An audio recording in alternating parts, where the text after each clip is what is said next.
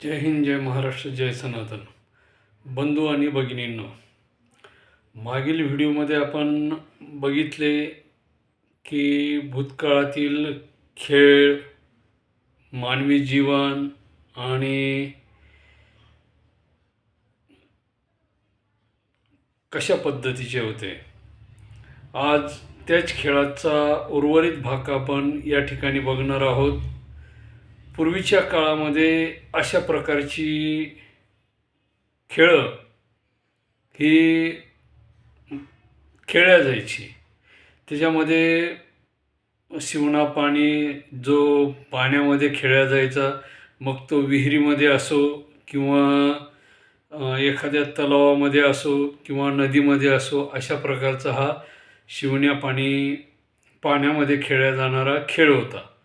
त्याच्यानंतर महिलासुद्धा हा खेळ म्हणजे ज्या मुली असायच्या 10-12 वर्षाच्या, त्यासुद्धा तो शिवण्या पाणीचा खेळ पाण्यामध्ये खेळायच्या. किंवा मग कबड्डी, हुतुतू, मुलींसाठीचे जे खेळ असायचे त्याच्यामध्ये या खेळाचा समावेश शक्यतो जास्त प्रमाणात राहायचा. जे की शिवण्या पाणी, हुतुतू, कबड्डी, फुगडी, त्याच्यानंतर चौकोनी असे चौकोन जमिनीवर बनवायचे, लगट 6 किंवा 8. त्याच्यामध्ये चौकोनी असा तुकडा टाकायचा दगडाचा किंवा फरशीचा आणि तो पायाने लोटायचा. त्याला चिपरंग वगैरे असं म्हटलं जायचं. अशा प्रकारचे हे मैदानी खेळ मुलींचे व्हायचे. त्याच्यामध्ये काही मुलींचे बैठे खेळ पण असायचे, ज्याच्यामध्ये सागरगोटे, चंफूल, ज्याला आपण आजच्या काळामध्ये लुडो आणि पूर्वीच्या काळामध्ये धूत किंवा सारीपाट म्हटलं जायचं. जो धूत हा खेळ आहे किंवा सारीपाट हा खेळ आहे, हा महादेव पार्वती यांच्या पुराणामध्ये, जसे की शिवमहापुराण वगैरे असेल किंवा शिवलीला अमृत असेल, पद्मपुराण, जे कोणते पुराण असतील, ज्या ठिकाणी शिवपार्वतीचा उल्लेख येतो किंवा त्यांच्या खेळाचा उल्लेख येतो, त्यामध्ये सारीपाट किंवा धूत या खेळाचा उल्लेख येतो. आणि धूत हा खेळ महाभारतामध्ये सुद्धा उल्लेख आलेला आहे, जो कौरव पांडवामध्ये खेळण्यात आलेला आहे. म्हणजे कालानुरूप त्या खेळाचे नाव बदललेले आहेत. पूर्वीच्या काळामध्ये सारीपाट म्हणायचे महादेव पार्वतीच्या काळामध्ये. नंतरच्या काळामध्ये महाभारताच्या काळामध्ये त्याला धूत म्हटलं गेलेलं आहे. नंतरच्या काळामध्ये त्याला चंफूल वगैरे असे वेगवेगळ्या नावं. आताच्या काळामध्ये त्याला लुडो म्हटलेलं आहे. म्हणजे अशा प्रकारची ही वेगवेगळी कालानुरूप त्या खेळांची नावं बदललेली आहेत. आणि प्रत्येक खेळाला विशिष्ट प्रकारचं नाव आहे. पूर्वीच्या काळामध्ये जो चेंडू फळी वगैरे असायचा, त्याला आज क्रिकेट असं म्हटलं जातं आहे. आणि नियमबद्ध पद्धतीने त्याचे रूपांतर इंग्लंडला जाऊन क्रिकेट या नावाने आलेले आहे. हा खेळ मुलं आणि मुली दोन्ही खेळतात, पुरुष आणि स्त्रियासुद्धा खेळतात. या खेळाचे काही विशिष्ट नियम त्या ठिकाणी दिलेले आहेत. 11-22 खेळाडू त्या ठिकाणी दाखवलेले आहेत. म्हणजे प्रत्येक खेळाचे एक विशिष्ट नियम प्रणाली ती बनवण्यात आलेली. आणि पूर्वीच्या काळामध्ये आपल्याकडचे नियम वेगळे होते. नंतर विदेशातून तो खेळ भारतात आल्यानंतर परत नवीन नियम त्या ठिकाणी दाखवण्यात आलेले. म्हणजे प्रत्येक खेळ हा विशिष्ट प्रकारच्या नियमामध्ये बांधील आहे. याच खेळापैकी आणखी एक बैठा खेळ म्हणजे भारताच्या 6व्या शतकामध्ये ज्याचं निर्माण झाला जो खेळ भारतामध्ये, त्या खेळाचे नाव आहे चतुरंग. आता हा चतुरंग खेळ म्हणजे नेमका काय, तर या खेळामध्ये तो खेळ 6व्या शतकामध्ये गुप्त काळामध्ये भारतामध्ये, उत्तर भारतात अस्तित्वात आला. त्याची निर्मिती त्या भागामध्ये झाली आणि आज तो जागतिक लेवलचा खेळ म्हणून ओळखला जातो. बैठाच खेळ आहे. 2च व्यक्ती त्या खेळाला खेळू शकतात. त्याच्यामध्ये एकूण 64 घरं असतात आणि 32 सोंगट्या असतात. म्हणजे जे कवड्या असतात त्या 32 असतात आणि 64 घरं असतात. त्या चतुरंग खेळाला 4 प्रकारची ती कवड्या असतात, ज्याच्यामध्ये पायदळ, घोडदळ, उंट आणि हत्तीदळ अशा प्रकारचे ते चतुरंग, त्याला आज आपण चेस किंवा बुद्धिबळ या नावाने ओळखतोय. हा खेळ जागतिक लेवलला आजच्या काळामध्ये खूप लोकप्रिय झालेला आहे आणि भारताचा विश्वनाथ आनंद या खेळामध्ये जागतिक विजेता म्हणून नावलौकिक आहे. त्याने जवळपास कित्येक वेळेस हा खेळ जिंकलेला आहे. त्याचे विश्व रेकॉर्ड झालेलं आहे. अशा प्रकारचा हा खेळ एका जागेवर बसून 2 व्यक्तीमध्ये तो खेळला जातो आणि अशा प्रकारचा हा खेळ आहे. त्याच्यामध्ये मुलींसाठी आता मी तुम्हाला सांगितले विशिष्ट प्रकारचे खेळ म्हणजेच लंगडी, ती चिपरंग, त्याच्यानंतर शिवणापाणी मुली पण खेळतात. सूरपारंब्या बऱ्याचशा मुली खेळतात आणि असे अनेक प्रकारचे खेळ पूर्वीच्या काळामध्ये खेळल्या जायची. आजच्या काळामध्ये ऑलिम्पिकमध्ये अनेक मुलं मुली अनेक खेळाचे प्रदर्शन करतात. त्याच्यामध्ये पूर्वीच्या काळामध्ये लांब उडी, उंच उडी अशा प्रकारच्या उड्या त्या काळामध्ये होत्या, परंतु आज त्या उड्यांना जागतिक स्वरूप प्राप्त झालेलं आहे. त्याच्यामध्ये गोळा फेक आहे, थाळी फेक आहे, अशा अनेक प्रकारची खेळं आजच्या काळामध्ये अस्तित्वात आहेत. पूर्वीच्या काळामध्ये दोरी म्हणजे उड्या मारायची आणि दोरी खेळायची. अशा प्रकारचा मुलींचा खास आवडता खेळ म्हणजे दोरी आणि असे अनेक खेळ त्या काळामध्ये अस्तित्वामध्ये होते. बरेचसे खेळ आजही परंपरागतरित्या खेड्यामध्ये बऱ्याचशा प्रमाणामध्ये जाणवतात. सिटीमध्ये पूर्वीच्या खेळांना एवढे प्राधान्य नाही. आजकाल मोबाईल आलेला आहे. मोबाईलवर अनेक खेळ खेळले जातात. क्रिकेट, लुडो, त्याच्यानंतर ते पबजी, असे अनेक प्रकारचे खेळ मोबाईलवर आपल्याला पाहायला आणि खेळायला मिळतात. त्यामुळे जे मुलांचं खेळण्याचं वय आहे, जे बागडण्याचं वय आहे, ते स्ट्रॉंग पद्धती, शरीर असं धष्टपुष्ट राहण्याची जी क्रिया आहे ती या मोबाईलच्या माध्यमातून होत नाही आणि या सर्व गोष्टीला मोबाईल अडथळा निर्माण होतो आहे.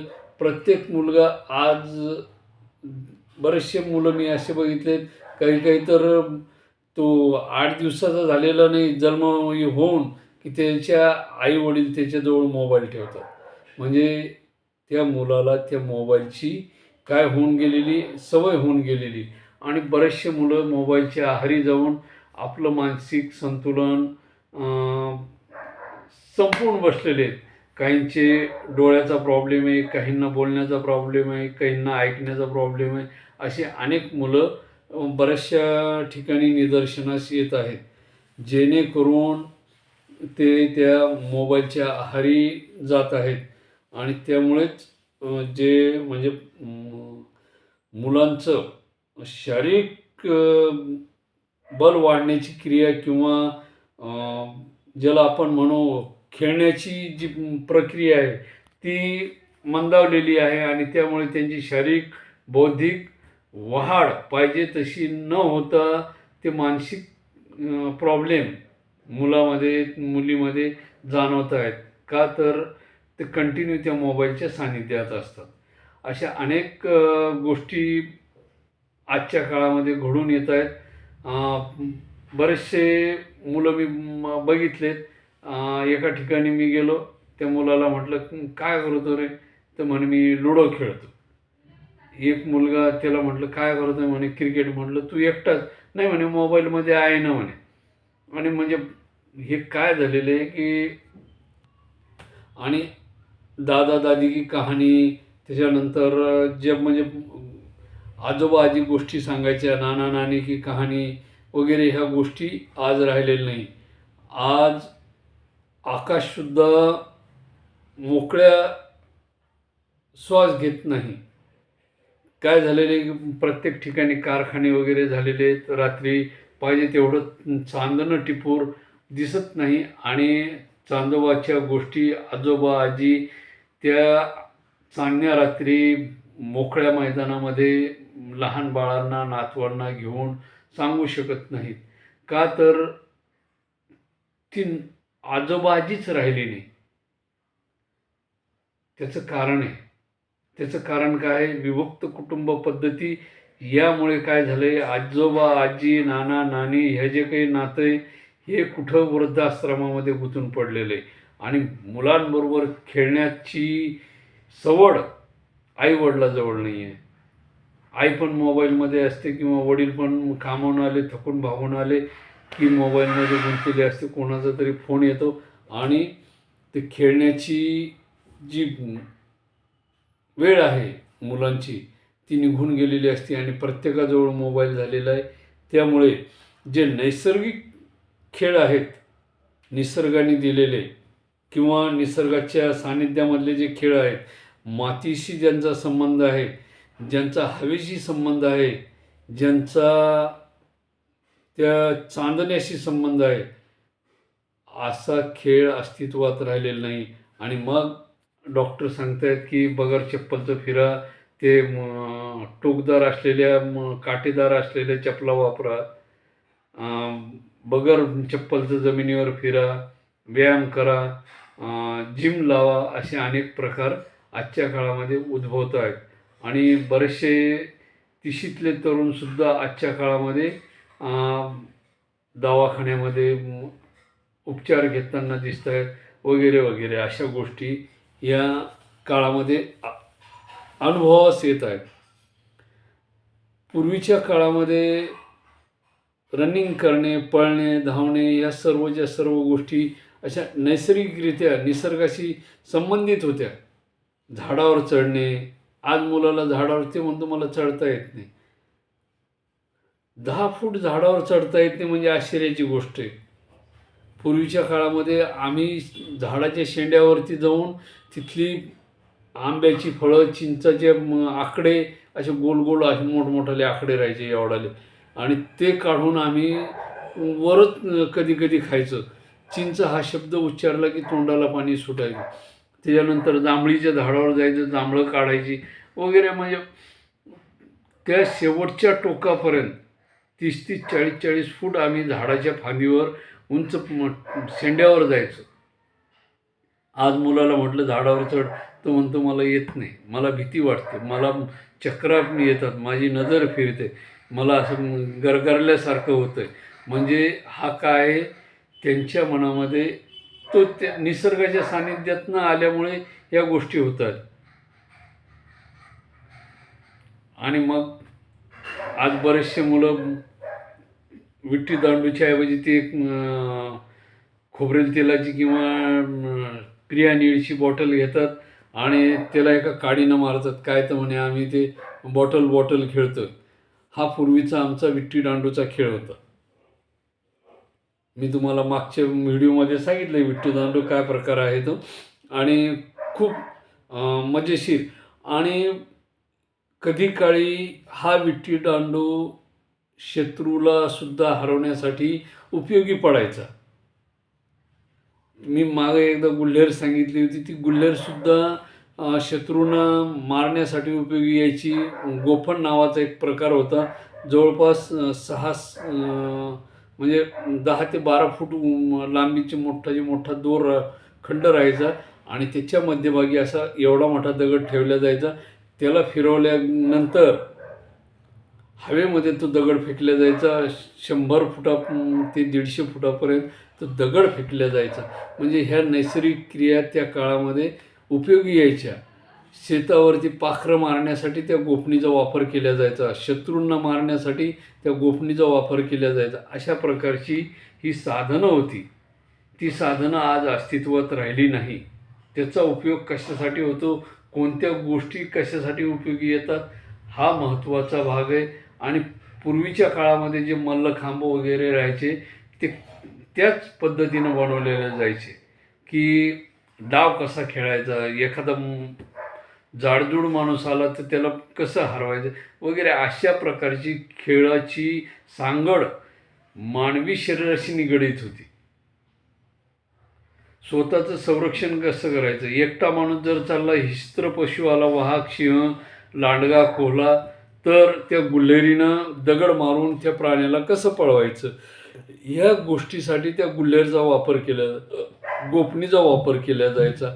म्हणजे तो खेळही होता आणि संरक्षणाच्या दृष्टीने त्याचा वापरही केला जायचा. काठी फिरवल्या जायची, 10 फुटाची 5 फुटाची काठी एका हाताने अशी फिरवल्या जायची किंवा दोन्ही हाताने 2 काठ्या फिरवल्या जायच्या. त्या येणाऱ्या हिंस्त्र पशु किंवा येणारा शत्रू जो असायचा त्याच्यापासून संरक्षण मिळवण्यासाठी या काठीचा वापर केला जायचा किंवा त्याला दांडपट्टा वगैरे अशा प्रकारची नावं होती. आणि याच पद्धतीच्या खेळामधून वेगवेगळ्या प्रकारची ज्ञान आणि संरक्षणाचं साधन त्या ठिकाणी मिळायचं. आज ते काही राहिलंच नाही. भविष्यात जर समजा अशी परिस्थिती जर आली तर काय करणार, काय खेळणार, कशाचा वापर करणार. जर समजा आपण जंगलामधून चाललोय, रात्रीची वेळ आहे, गाडी बंद पडली आणि आपल्याजवळ काहीच साधन नाही आणि हिंस्त्र पशु किंवा 2 व्यक्ती समोरून आल्या तर काय करणार. अशा वेळेस ना इटी दांडू आहे, ना गुल्हेर आहे, ना गोफण आहे, ना काही आहे. मग कुठल्या साधनाच्या साह्याने आपण स्वतःचा बचाव करू शकतो. पूर्वीच्या काळामध्ये डावपेच शिकवल्या जायचे. आज कराटे वगैरे प्रशिक्षण चायनामधून आलेलं आहे. त्या पद्धतीचं शिक्षण पूर्वीच्या काळामध्ये आपल्याकडे कुस्तीच्या माध्यमातून दिल्या जायचं. आज ते कुठल्याच प्रकारचं शिक्षण आज नाही आहे. आणि प्रत्येकजण मोबाईलच्या सानिध्यामध्ये गुंतल्यामुळे नवीन येणारी जी पिढी आहे ती काय झालेली आहे की स्वतःचं संरक्षण करू शकत नाही. तो आपल्या संस्कृतीचा चुकीचा भाग आहे. जेणेकरून आपण आता महाराष्ट्रामध्ये टी व्हीवर वगैरे दाखवण्यात आलेलं आहे की एक गाव असे आहे की 7 वाजल्यानंतर एक ठराविक बेल वाजते किंवा शंखनाद होतो आणि त्या शंखनादानंतर प्रत्येक घरातला मोबाईल बंद होतो आणि प्रत्येकजण घराबाहेर विशिष्ट वेळेला बाहेर पडतो आणि त्यांचा जो काही नित्यक्रम वगैरे आहे, पूजापाठ वगैरे आहे, जी ज्ञानधारणा आहे ती त्या ठिकाणी केल्या जाते. त्याचं पालन त्या गावामध्ये प्रत्येकजण करतो, हिरिरीने करतो. तसेच त्याच पद्धतीचे असे संस्कार वर्ग आपल्या प्रत्येक शहरामध्ये, प्रत्येक राज्यामध्ये निर्माण व्हावेत, जेणेकरून आपली येणारी पिढी ही सुदृढ आणि मजबूत व्हावी. या दृष्टीने या खेळाचे, या साधनेचे महत्त्व विद्यार्थ्यांना, तरुण पिढींना, येणाऱ्या जनरेशनला त्याचं महत्त्व पटावं. आणि त्यामुळेच मी हे 2 व्हिडिओ केलेले आहेत. जय हिंद, जय महाराष्ट्र. धन्यवाद. आपण जास्तीत जास्त आपल्या परिवाराला या व्हिडिओ माध्यमातून या खेळाचे महत्त्व समजून सांगा, त्याचे ज्ञान त्यांना द्या, जेणेकरून येणारी पिढी मजबूत, सुदृढ आणि बुद्धिमान होईल. जय हिंद, जय महाराष्ट्र. जय धन्यवाद.